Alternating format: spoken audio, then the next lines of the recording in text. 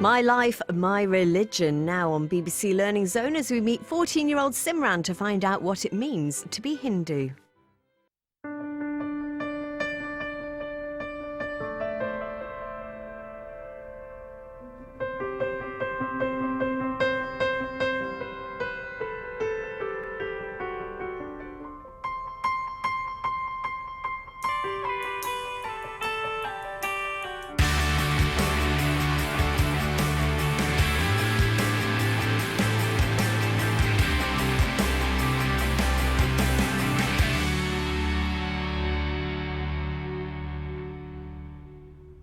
Let's get to it. Hi, I'm Simran, and this is my brother Raj. Yo, what's up, guys?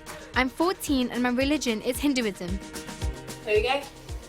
Done. My hobbies are music and photography. Smile. I also love playing with my brother. Raj is 11 and his favorite hobby is taekwondo. We're vegetarian. This food looks a bit tasty. It's a big part of being Hindu. We believe God exists in everything, so it's important to respect all living things. It's really fun being vegetarian because all those dishes, they're so tasty and the spices are nice. For dinner, we're having pani puri. You dip it in the mint, then you get some amli, and then you give it to your sister to eat. Hindus believe life is a cycle of birth, death and rebirth, and every action we make has an effect, called karma. This means how I live now will impact how I live in my next life on earth. If I'm really good, I hope to be freed from the cycle of rebirth and become one with God. Hindus believe in one God, who exists in everything. It's quite confusing.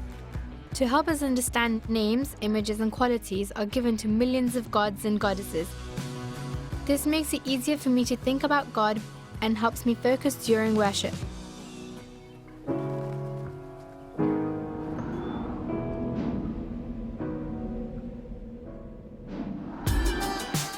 Hinduism is over 4,000 years old. It's made up of lots of different Indian religious traditions and practices. We worship God at home every day.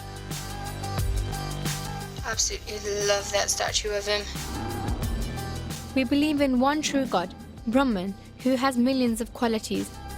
These qualities are represented by millions of different gods and goddesses. Their sacred images are called murtis. When we visit them, we believe we're meeting with God. There are lots of murtis at the mandir. A mandir is a Hindu place of worship. Raj is going to show us around. when I come to the mandir to worship God, I walk in and ring the bell to awaken God. And then I go to the gods and bow down to them and I ask for something, or I would thank them for something good that's happened. We believe in one God who exists in everything. To help us understand, names, images and qualities are given to millions of gods and goddesses.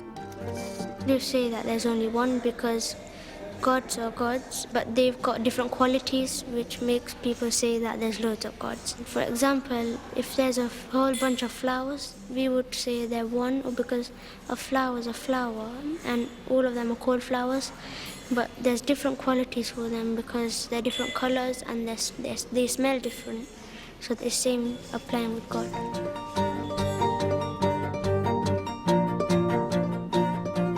We often choose one God to worship. This God might have the qualities that a person admires or needs in their life. Or it might be the God that a family has worshipped for generations.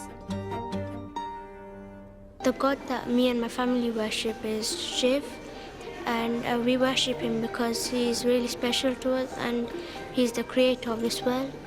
When I've seen how many people he's helped, I've been happy. Shiv, also known as Shiva, is one of the gods responsible for creation. I visit God at the mandir. It's home to lots of different gods and goddesses. They each have a quality and an image to help us relate to them. For example, if I wanted strength, I might go to the monkey god, Hanuman. Or if I wanted intelligence, I'd pray to Ganesh, the elephant god. We worship God by performing a ritual called Aarti.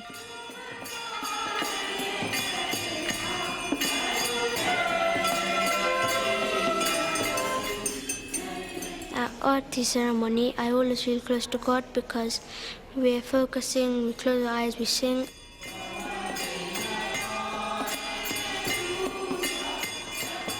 Aarti is performed every morning and evening. It can be done at the mandir by a priest or by us at home at our shrine.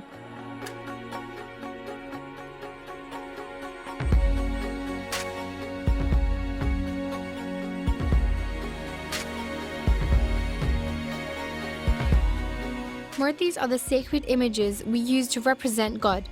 The murtis at the mandir are very decorative, but the one that we use at home is much simpler. Both are as important. It's just like God, and that's why we should take care of it. We should treat it the same way. To worship him, I bathe him and I put some markings on him. During my exams or busy times, the shrine would help me by it would actually get my brain working and focus on my exams.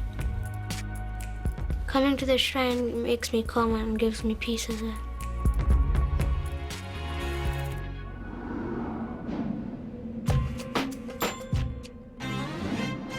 Hey guys, it's Raksha Bandhan today, and I'm really happy. And I'm gonna wake my sister up. Family is really important to Hindus, and once a year we celebrate the love between brothers and sisters at a festival called Raksha Bandhan. Wake up! It's Raksha Bandhan. Happy Raksha Bandhan. The word Raksha means protection, and Bandhan means tie. To celebrate that we're brother and sister, I tie a Rakhi to Vraj.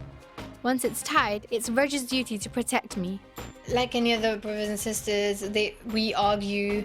Wait, what are you doing? And today's a little bit different because we have a day where brothers and sisters are meant to do things together, like once without fighting.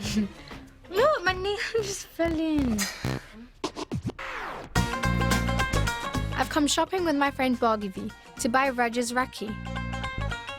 The Rakhis have developed in a massive, massive way. Traditionally, it used to be basically a very thin cotton. If that was available, the sister would actually try and sort of, create something out of that. And now the amount you'll see, the colors you'll see, the extent you'll see, it is so fantastic. You just think, wow. Vraj has to wear his Rakhi until Raksha Bandhan next year, so I have to choose one he'll like. I think this is the one. I think Vraj will like this because it's his favorite god. Raksha Bandhan is a really important day for us. We dress up in our best traditional clothes. Tying Vraj's Rakhi on with these nails, don't think it's gonna work out. The story of Raksha Bandhan is told in the Hindu scriptures. The god Vishnu had gone to live with King Bali. Vishnu's wife Lakshmi was sad about this, so she visited King Bali and tied a Rakhi to him. When he asked her what she would like in return, she asked him to let her husband come home. The whole meaning is about the king who was such a generous king, who used to give anything that people asked of him. And that's how the brothers should become generous as well, and the whole world should be generous. I put a tilak on Vraj's forehead. It's made from water, rice and red powder. The tilak represents good fortune. As I tie Vraj's Rakhi, I say a prayer asking God to keep him happy and healthy in the year ahead.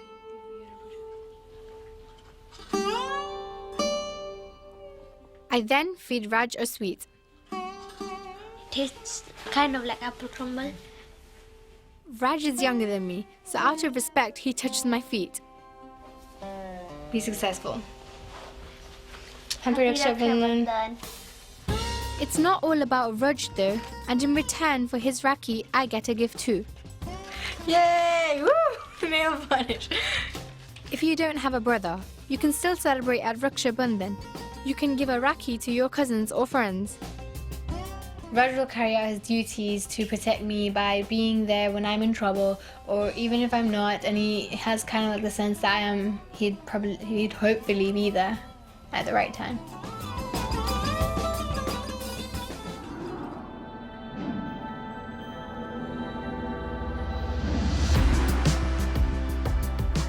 Hindus believe life is a cycle of birth, death, and rebirth, and every action we make has an effect.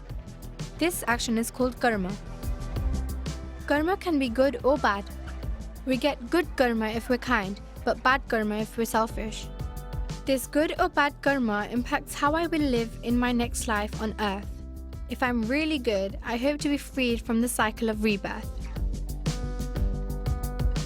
The actual process of that sort of, going round and round, you may actually alter your state, or physical state, but your spiritual matter remains the same. So you may be a human being, you may be an insect, you may be an animal, you may be a tree, and it goes all the way until you have learned what you wanted to learn and you asked to learn from God. The cycle of life is not a simple idea. Karma works in many ways, and the soul might be reincarnated thousands of times. Raj loves drawing and has drawn a picture to show his understanding of karma. Here is a cycle of rebirth of bad karma. You start off with a baby, then you turn into a child, then you turn into an adult, then an elderly, and then you would go around again. And if God thinks that you've not been a very well-behaved person, then you would be turned into an animal. And on this one, it's the opposite. This one's good karma. It's same. And if God thinks you've been a really good person, you turn back into a baby. There is an end to the cycle of death and rebirth. It's called moksha. It's reached by always trying to be the best we can be. That is the core of them being the Hindu person, because they put it into practice every day of their life. If you get to moksha, you'd be one with God and you feel really good. It just tells me that I should always do good and I'll improve and my next life will be better. The cycle of rebirth affects how we think about death. After death, most Hindus are cremated. This symbolizes the quick release of the soul to begin its next life. Traditionally, ashes are scattered in a river, like the River Soar in Leicester. I think it's special being here, as we in Hinduism believe that a river flows, and so do our lives. So we have our ashes sprinkled into this water because we Hindus want our lives to flow on. Hemang is a Hindu priest, and he helps families after the death of a loved one. Why is it important that we return to a river after death? We believe that river is the life source of our life, because majority of our body is made of water. So we give ashes and final essence to the water. That's why we come to a river. As a priest, what do you enjoy most about bringing families here? It's a big grief, and I'm finding that my job helps them a little bit towards understanding that they have not died, but they have passed away. There is a big difference. They will get a new life. So we believe that death is a new beginning. In India, Hindus traditionally scattered ashes in the river Ganges, but there are many rivers outside of India that can be used as well. All our rivers are equally sacred. That's the general idea of the faith, that all rivers are created equal in the eyes of God. And we have a mantra to prove that as well. Akashat patitam toyam yatha gacchati sagaram. All rivers merge eventually in one connection. Just as a person puts on new clothes and gets rid of the older ones, the soul also takes on new bodies according to its karma.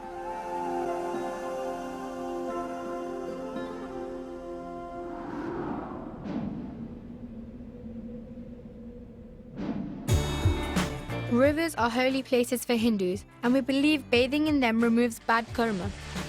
The most famous bathing ceremony is the Kumbh Mela. It takes place in India in the river Ganges. Up to 40 million people come to be purified in the water. That's 5 times the people living in London. It's the biggest gathering of humans on Earth. The atmosphere is so fantastic. Everybody is so high on energy, and it feels like you're opening the doors to heaven and entering heaven itself. This type of gathering is called a pilgrimage. A pilgrimage is a journey people take to get closer to God. It's something all Hindus try to do at least once in their lifetime if they can. Rivers, mountains, and temples linked to different gods and goddesses are all popular places to visit. I've been on pilgrimage to Shirdi, the home of a late Hindu guru. This is the god that we worshipped. His name is Sai Baba. We saw him in white stone. Many of my friends have been on pilgrimage too. I went to Borsad to see the temple of the sun god. It was a beautiful day. The sun was shining on the temple and it was really bright. I couldn't see. I had to keep my eyes squinted as well. I felt really close to God, and I thought to myself, wow, like there's a God for the sun, and like we should pray to the sun god to give us light and make the day beautiful every day. I went to Ambaji when I was about 10. It's like a big mountain. You have to climb about 1,000 steps. It's so tiring and it's so hot. When you get there, it's so satisfying when you see the Ambaji Ma. Pilgrimage isn't just a holiday. It's a spiritual experience, and we should remember that when we get home. I go every morning outside on the street and pour water and say Om Suryaya Namaha until the water is finished. So you pray to the sun god and say that, oh, thank you for giving us light yesterday, and could you give us more light today and make the day beautiful again. When I look at these souvenirs again, it brings back really, really good memories, and it also reminds me of how close I was to God and how beautiful the place was. When you come back, it's how you're treated. My parents treated us like kings and queens. They will bow to our feet. They say that you've been to heaven and you've come back. You become compassionate towards people. You start understanding people around you. You start respecting their ways of life and understanding their values.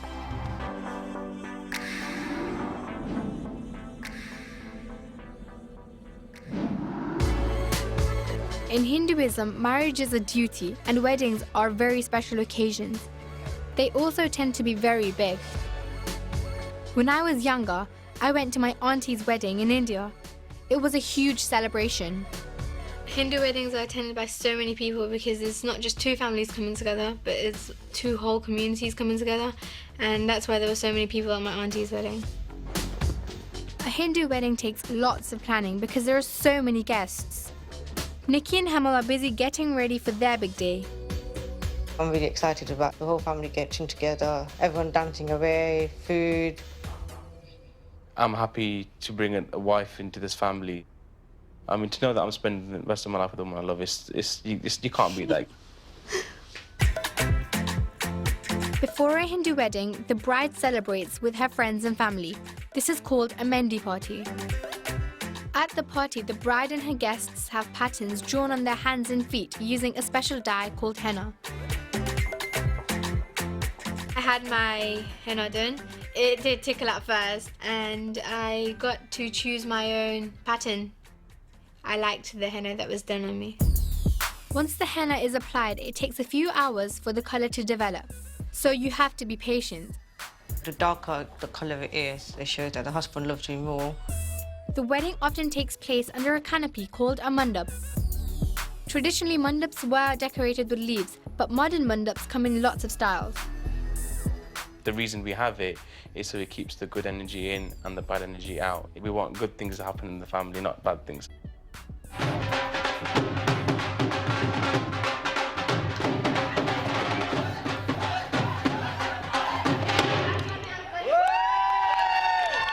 To welcome the groom to the wedding, a number of rituals are carried out by the bride's family.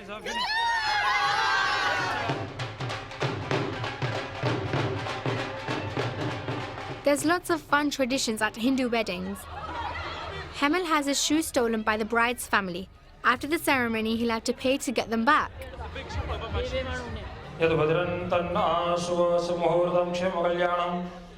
Hemel's face is hidden so he doesn't see Nikki before the ceremony. Nikki is wearing a traditional Indian dress called a sari. It's white and red, representing purity and fertility. Hemel and Nikki are treated like a king and queen for the day.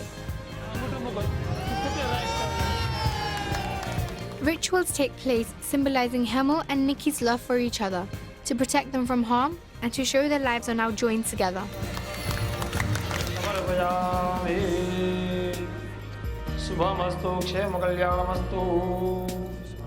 The priest lights the holy fire and a mantra is said about family.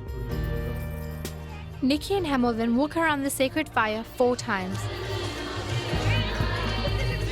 Sit down. Hemel draws a sindoor on Nikki's head and gives her a special necklace. Both show a woman is married. The next part of the ceremony might look unusual, but it's really important. Each nut represents a different quality that a couple need in their new life together.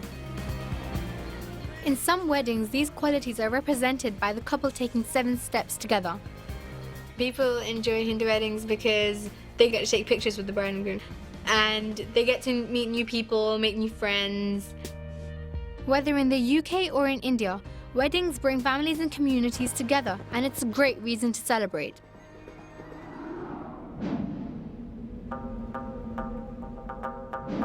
Hi guys, it's Holi today, and we are really excited. We just don't look it because we've just woken up. Holi marks the start of spring and celebrates new life. It's a fun time for families and the whole community comes together. Holi is the most exciting festival in the Hindu calendar because you get to throw paint at people. Whilst the festival is lots of fun, there is an important religious message at the heart of it. During Holi, we celebrate good overcoming evil and remember the story of Prince Prahlad. Prahlada's father, the king, wanted everyone in his kingdom to worship him, but Prahlad refused and worshipped the god Vishnu instead. The king's sister, Holika, had a fireproof shawl, so she tricked Prahlad into sitting on her lap in a bonfire. She wanted to destroy him, but her shawl flew from her and protected Prahlad instead. Her plan failed. Prahlad came through the fire unharmed and Holika was destroyed by the flames. To remember this story, bonfires are lit during Holi. The bonfires purify the air of anything evil. Hindus have a very great emphasis on fire because fire is thought to be the image of God that we can see. Offerings such as popcorn, coconut and chickpeas are put into the fire. And people give thanks to God for the elements, without which the crops wouldn't grow. We're offering something that you've already given to us, God, because if you had not created all this on earth, we wouldn't be able to eat it. So we're thanking you by offering our first crop to you. The coconut, I'm going to give this in so they can put it into the bonfire, and in return I'm going to get a burnt one.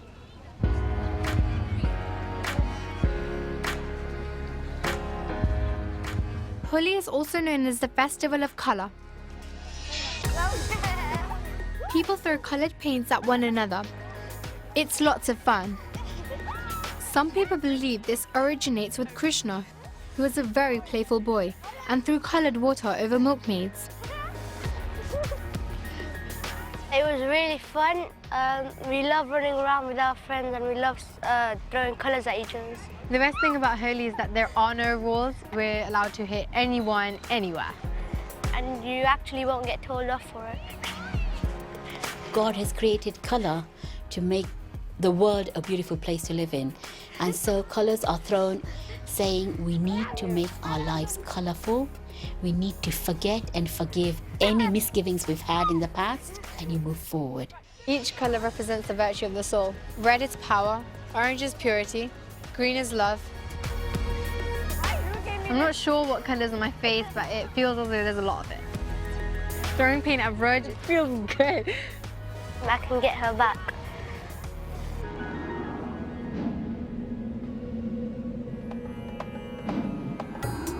Diwali is the Hindu festival of light.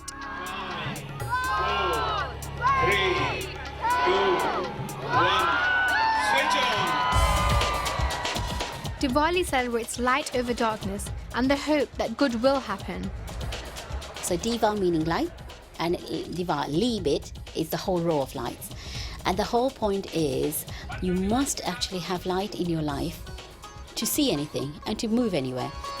At Diwali, we remember the story of Rama and Sita, who were sent away for 14 years, and the celebration that took place when they returned. The whole of the kingdom decides this is our time to rejoice, so let's light it up. But it doesn't stop there. The whole meaning for human beings is if you let God into your life, then it is going to be lit up. Diwali is celebrated every year in the autumn. It marks the start of the Hindu New Year and we celebrate new beginnings. We spring clean our homes, wear new clothes and exchange gifts. My brother Reg and I are busy getting ready. The worst chore is probably cleaning the hob. I don't really mind sweeping the floor up. It came off. On Diwali, it's important for Hindus to clean because we have visitors coming around and we want to make a good impression of ourselves. Let's show you what we're going to wear, our newest clothes. So that's what I'm going to wear. And that's what Reg is going to wear. There we go. Done. And this is how Reg looks. As well as friends and family, we hope Lakshmi, the goddess of wealth, will visit. We want her to bless us with good fortune for the year ahead. To invite Lakshmi into our homes, we decorate our doorsteps with Rangoli patterns. It's fun because it's just like colouring, but actually we're spraying with our own hands instead of using the work of the crayon. When Lakshmi comes, she would see our artwork and she would be impressed with it. Hopefully we've done it good. To guide Lakshmi into our homes, we light candles. Most people would keep their doors wide open to say that because you're the god of wealth and because we love you loads, you can just step inside like it's your own home and you don't need to knock on the door or anything. It's your house, you can just walk in.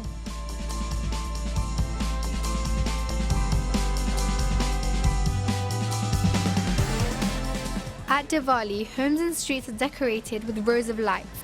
It's an exciting time. I meet with my family and friends, and the Hindu community comes together in a huge celebration.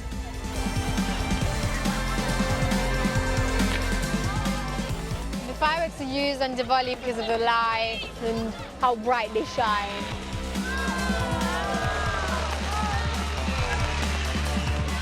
My hopes for the new year would be to be a better person. To get my grades. Also share with us. Behave nicely. Take care of people, not only me. And hopefully keep my mood right.